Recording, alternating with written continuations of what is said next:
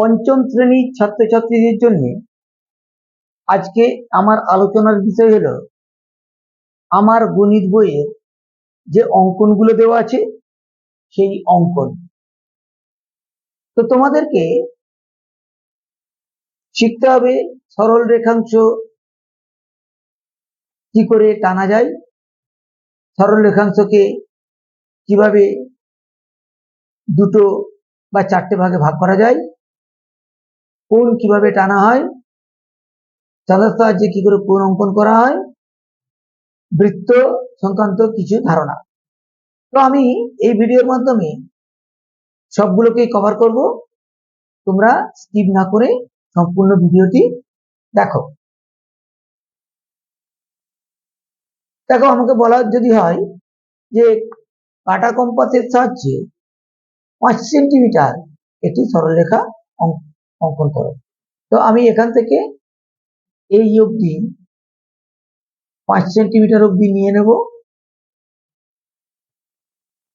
নিয়ে একটু চাপ দেব, দিলেই দুটো যে অংশ থাকবে সেই অংশ দুটো যোগ করে দেব। তাহলে এটা হলো 5 সেমি, 5 সেমি একটা সরল রেখাংশ। এবার দেখো, আমাকে ধরো বললো 5 সেমি একটি সরল রেখা অঙ্কন করো।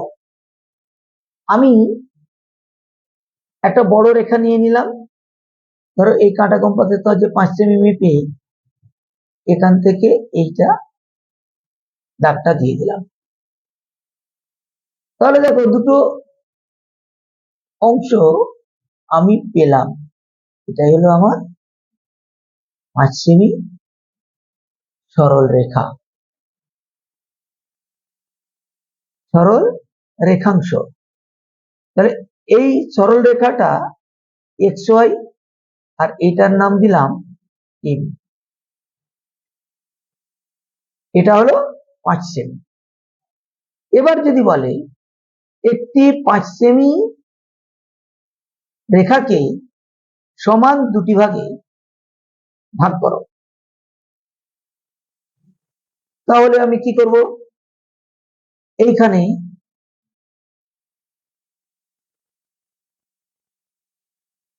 দেখো এখান থেকে এই অবধি 5 সেমি একটা টেনে নিলাম, নিয়ে এটাকে আমি সমান দুভাগে ভাগ করব। অর্ধেকের বেশি ব্যাসার্ধ নেব, এদিকেও টানবো এদিকেও টানবো, এখানে বসাবো, এদিকে টানবো এদিকে টানবো।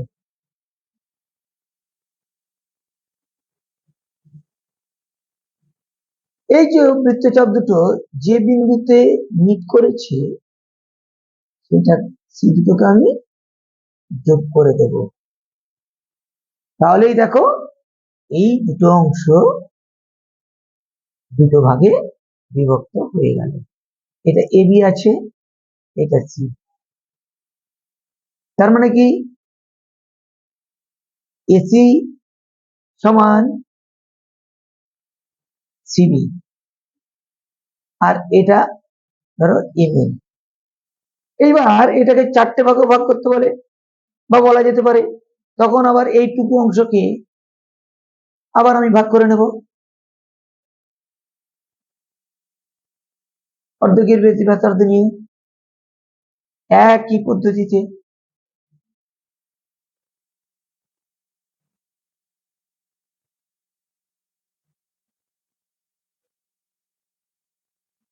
একই পদ্ধতিতে তোমরা ভিডিওটা দেখতে দেখতে প্র্যাকটিস করবে, দেখবে বাড়িতে নিজেরাই খুব ভালোভাবে এটা এইসবগুলো শিখে নিতে পারবে। দুটো এন খুব ভালো করে বারবার টাচ করবে, ঘুরে টানবে।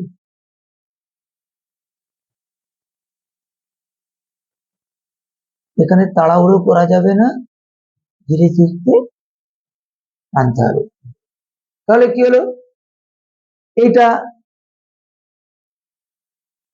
এম এন, এটা ওপি, এটা নাম দিয়ে দাও Q R, A C D E. তার মানে এখানে আমি চারটে সমান ভাগ দেখছি, কি BE, EC, CD, D A, চারটে সমান ভাগ পেয়ে যাচ্ছি। এটা হলো একটা দিক। এবারে এই দেখো, এটা হচ্ছে চাঁদা। চাঁদার সাহায্যে আমাকে কোণ আঁকতে হবে। দেখো, আমি চাঁদার সাহায্যে কোণ আঁকবো। চাঁদাটা ভালো করে দেখো, চাঁদায় কি আছে, এই একটা লাইন আছে, আবার 90 ডিগ্রিতে আর একটা লাইন আছে। আমি একটা লাইন টানবো এখানে,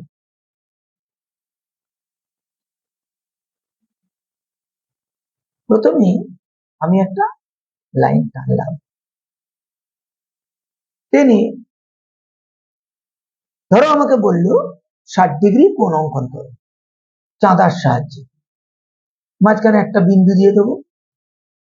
এরপর আমি এই বিন্দু সোজা এই পয়েন্টটাকে বসাবো, লাইন দুটো যেন, কালো লাইনটা যেন একদম যে লাইনটা টেনেছি তার সাথে মিশে যায়।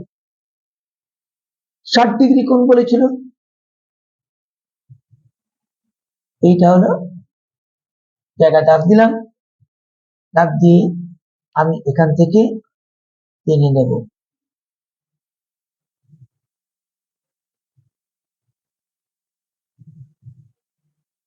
তাহলে আমি এই যে কোণটা পেলাম,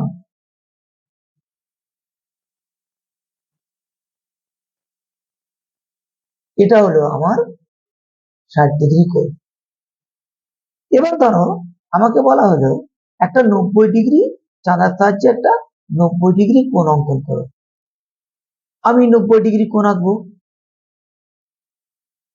এটা করলাম, একটা বিন্দু নিলাম, নিয়ে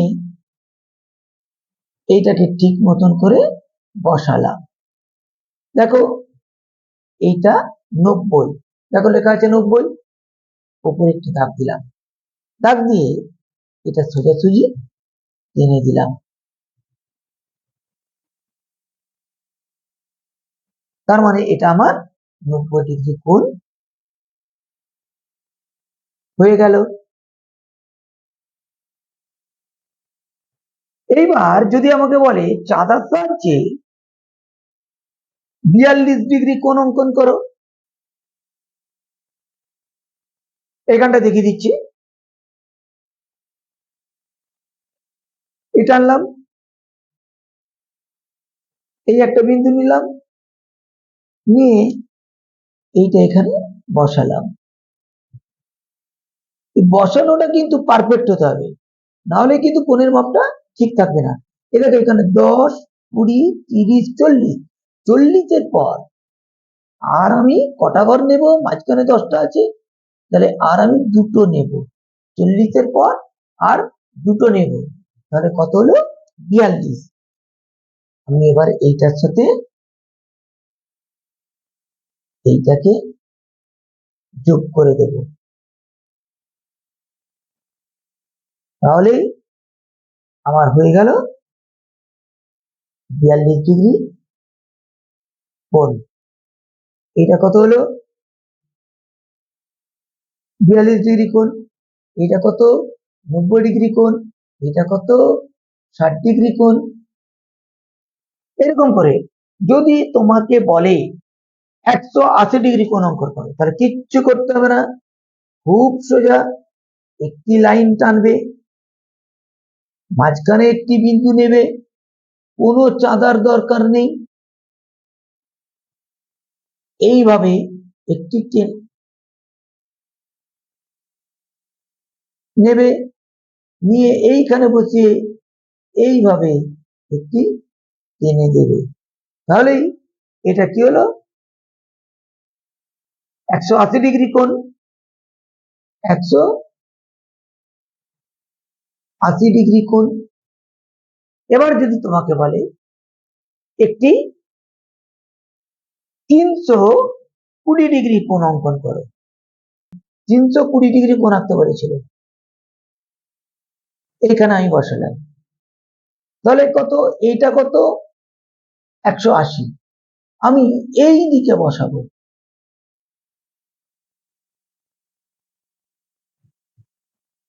তাহলে উপরেরটা কত নিয়েছি 180, তার মানে এটা হলো 90, 100, 110, 20, 30, 40 এই অবধি নিতে হবে। অর্থাৎ এটা নিলাম, নিয়ে আমি এই জায়গাটা এটার সঙ্গে এটা যোগ করে দেব। 320 কোণটা, এই দেখো 320 কোণ আছি, এখান থেকে টানলাম টানলাম, এইটা হলো 180 আর এইটা হলো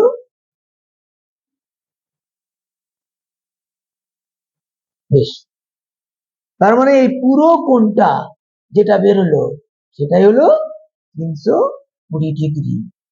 320,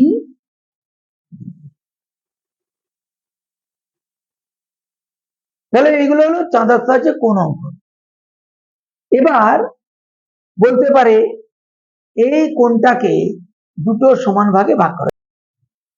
দেখো আমি কি করব, 60 ডিগ্রি কোণ আছে এটা, এটার অর্ধেকের বেশি, যেমন এখানেও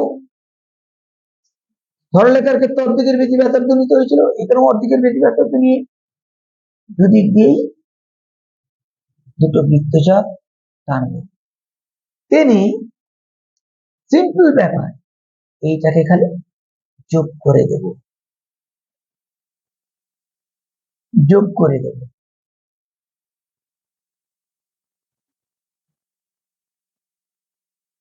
বেশ, তাহলে এই যে কোণটা বেরোলো এইটা হলো 30 ডিগ্রি,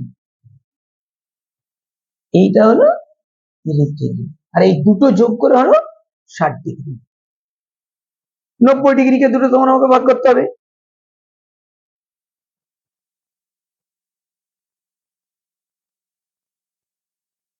এই এই করলাম, করে এই দুটোকে যোগ করে দিলাম,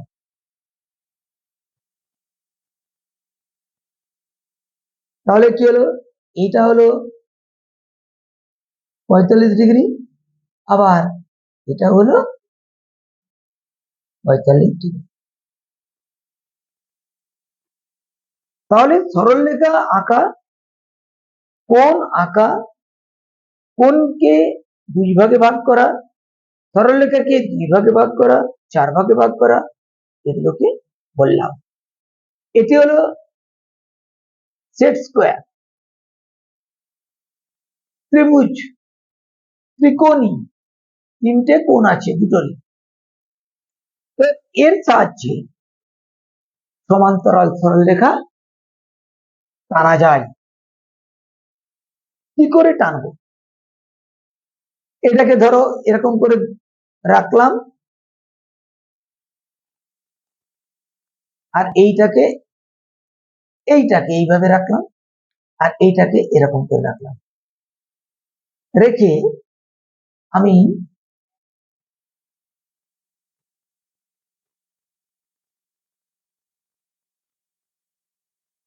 টেনে দিলাম, এটাকে কিন্তু সরাচ্ছি না, জাস্ট এটাকে সরাবো, টেনে দিলাম, টেনে দিলাম, টেনে দিলাম, দেখো এগুলো সমান্তরাল সরলরেখা হয়ে গেল। অর্থাৎ সেট স্কোয়ারের সাহায্যে সমান্তরাল সরলরেখা কত সহজে আঁকা যায়। আর সমান্তরাল সরলরেখা কাকে বলে, কি বলে না বলে আমার আগের ভিডিওতে দেওয়া আছে, সেটা দেখে নিও। এবারে ত্রিভুজ অঙ্কন। দেখো এই সেট স্কোয়ারের ভেতরেই একটা ত্রিভুজ আছে, আমি এই সেট স্কোয়ারটাকে বসিয়ে দেখো কি সুন্দর একটা ত্রিভুজ এখানে। আবার দেখো এটা আছে,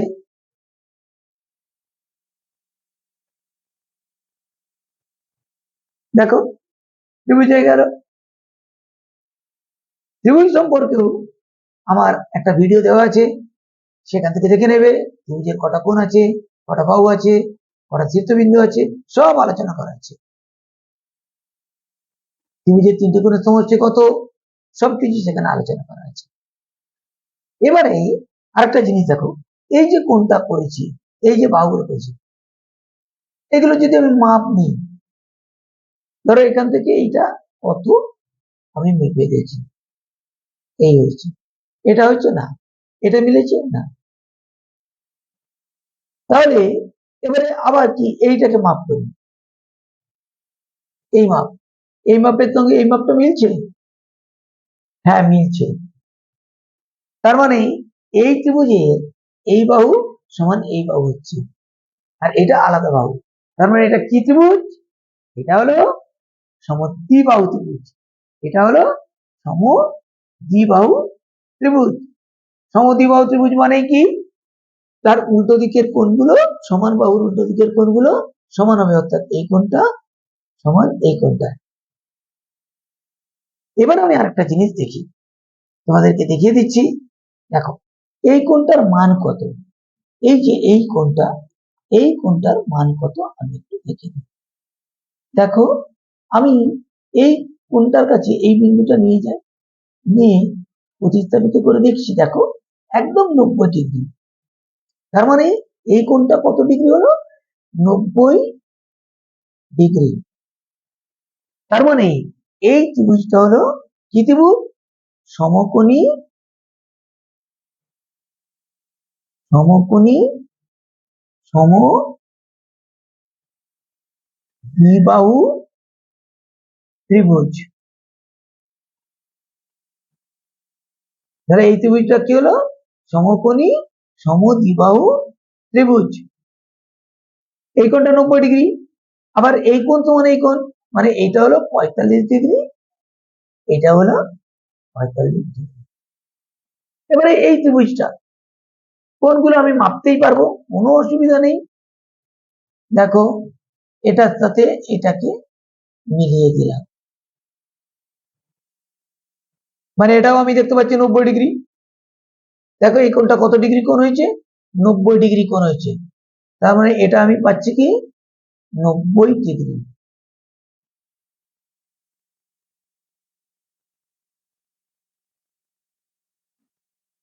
এবার আমি দেখবো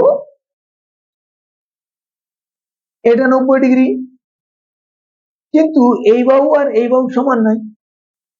দেখো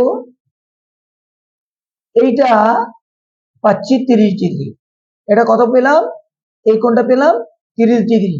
এই দেখো এই দাগটা মিলেছে, আর এই দাগটা এসেছে দেখো 30 ডিগ্রিতে। তার মানে এই কোণটা কত হচ্ছে, এটা হচ্ছে 30 ডিগ্রি। তাহলে এটা মাপার দরকার নেই, এই কোণটা অবশ্যই 60 ডিগ্রি, কারণ ত্রিভুজের তিনটে কোণের সমষ্টি 180 ডিগ্রি। তবুও তোমাদের মনের সন্দেহ দূর করার জন্য আমি দেখিয়ে দিচ্ছি যে এটাও 60 ডিগ্রি।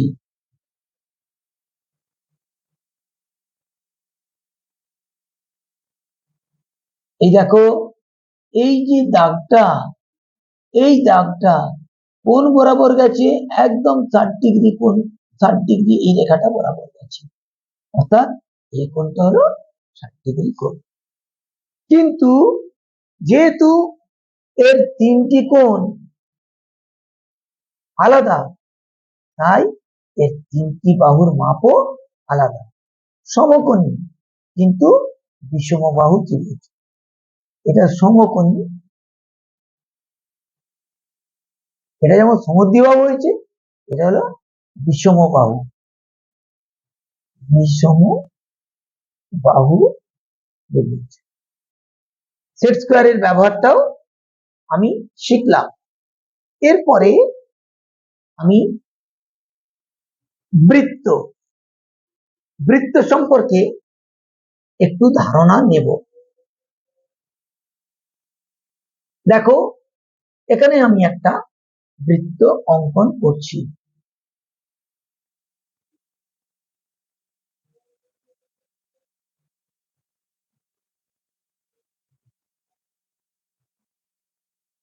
বৃত্ত অঙ্কন করেছি।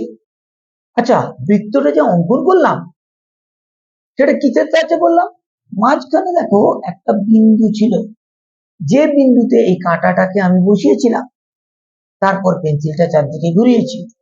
তাহলে যে বিন্দু থেকে কাঁটাটা বসিয়ে চারদিকে গোল করেছি, সেই বিন্দুটাকে বলবো বৃত্তের কেন্দ্র। এটা হলো কেন্দ্র।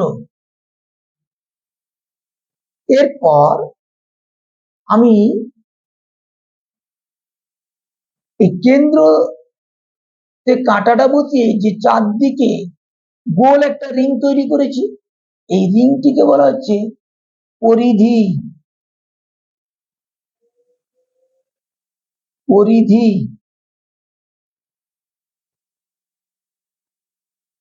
আর কি? আর দেখো, এখান থেকে যদি এইটা আমি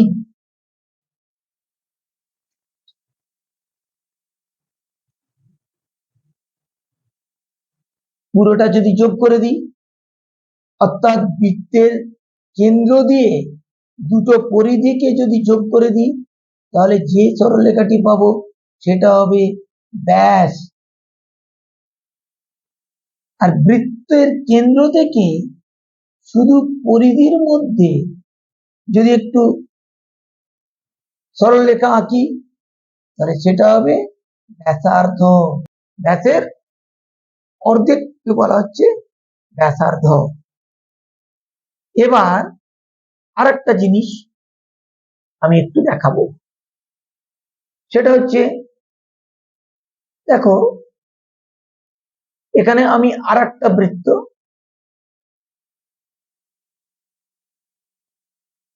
অঙ্কন করলাম।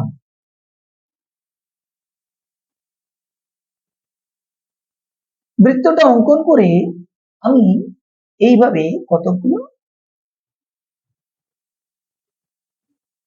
রেখা টেনে দিলাম পরিধির এপার ওপার। অনেক রেখা টেনেছি, অনেক রেখা টানা যায়। এই রেখাগুলোর মধ্যে এই রেখাগুলোকে কি বলা হয়? এই রেখাগুলোকে বলা হয় জ্যা। এইগুলোকে বলা হচ্ছে জ্যা। আর এদের মধ্যে সবচেয়ে বড় রেখা কোনটা? যেই রেখাটা এই কেন্দ্রের উপর দিয়ে গেছে, সেটি হচ্ছে সবচেয়ে বড় রেখা। এটাও একটা জ্যা। আবার এটাকেই বলা হচ্ছে ব্যাস। এটাকেই বলা হচ্ছে জ্যা, আর এটাই হলো ব্যাস। তাহলে কি, যতগুলো জ্যা আছে তার মধ্যে সবচেয়ে বড় জ্যাটা হলো বৃত্তের ব্যাস। ওটা আমি লিখে দিতে পারি, ব্যাস হলো বৃত্তের বৃহত্তম জ্যা। এইবার আমি আবার আরেকটা বৃত্ত অঙ্কন করব।